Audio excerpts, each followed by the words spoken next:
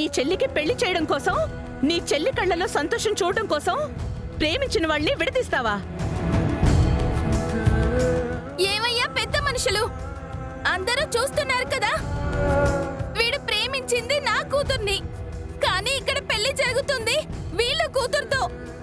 ఇదెక్క న్యాయం అండి? వీళ్ళకి కావాల్సింది రెండు మనసులు కలవడం కాదు, దాని మెళ్ళో 3 ముళ్ళు పడడం.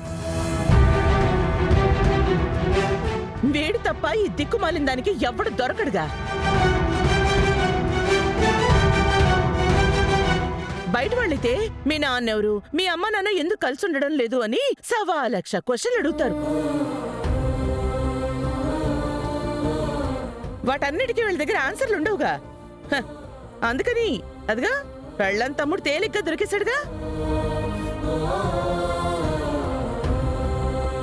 అలాంటి ఈ వివాహ మహోత్సవానికి పత్రికలు ముద్రించి బంధుమిత్ర సపరివార సమేతంగా రమ్మని అందరికీ ఆహ్వానాలు పంపడం.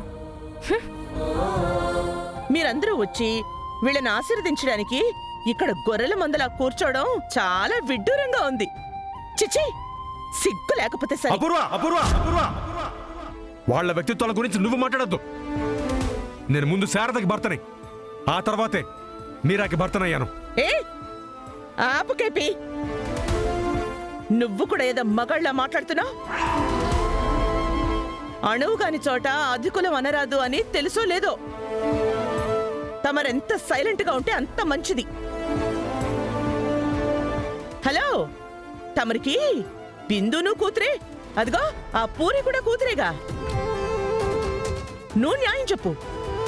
అసలు ఇప్పుడు శివగాడు ఎవరి మెళ్ళో తాళి కట్టాలి? ప్రేమించిన ఏ కూతురు బిందు మెళ్ళోనా, లేకపోతే బెదిరించి తాళి కట్టమన్నారు కాబట్టి ఆ కూతురు పూరి మెళ్ళో కట్టాలా?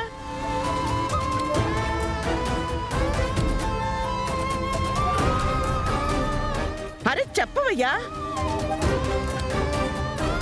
పెద్దలందరూ ఉన్నారుగా, వాళ్ళ ముందు చెప్పు, మేము వింటాం. చెప్పండి పెద్ద మనిషి.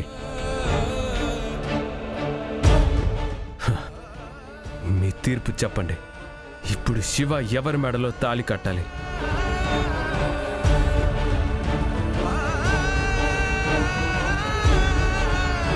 ప్రేమించుకున్న ఇద్దరు పెళ్లి చేసుకోవాలి, పెళ్లి చేసుకోవాలి, పెళ్లి చేసుకోవాలి.